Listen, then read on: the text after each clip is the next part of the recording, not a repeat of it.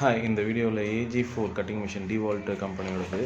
அதில் power button எப்படி மாற்றுறது, பவர் சுவிட்ச் வரும் இல்லைங்களா, அதை எப்படி மாற்றுறதுன்றதை பார்க்கலாம்.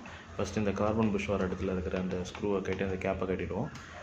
அது கழட்டாமையும் போடலாம், ஆனால் திருப்பி மாட்டும் போது ஸ்ட்ரக் ஆகும். அதனால் அந்த கார்பன் புஷ் வர கேப்பை ரெண்டு பக்கமும் கட்டிட்டு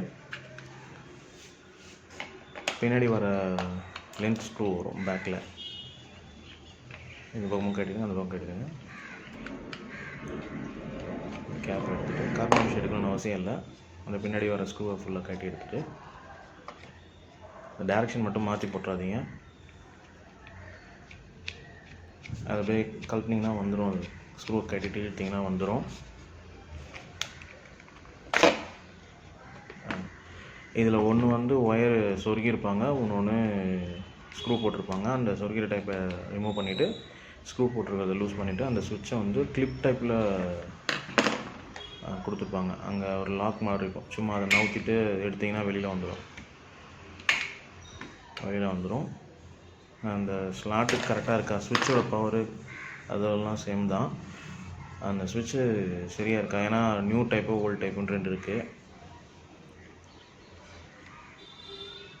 கரெக்டாக அந்த சுவிட்சை வச்சு அந்த ஒயரை அதில் ப்ளக் பண்ணி விட்ருங்க. இந்த ஸ்க்ரூ டைட் பண்ணிவிட்டு ஒயர் வச்சு டைட் பண்ணிவிட்டு அதை ப்ளக் பண்ணிவிட்டு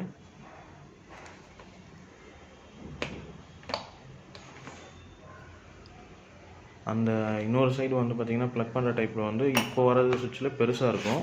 அதனால் அதை கொஞ்சம் எக்ஸ்பேண்ட் பண்ணிவிட்டு சொல்லிவிடுங்க. அப்புறம் இன்செர்ட் பண்ணிட்டு லாக் பண்ணிட்டு எப்படி ஓடுதுன்றது செக் பண்ணிவிடுங்க, எப்படி ரன் ஆகுதுன்னு பார்த்துருவோம்.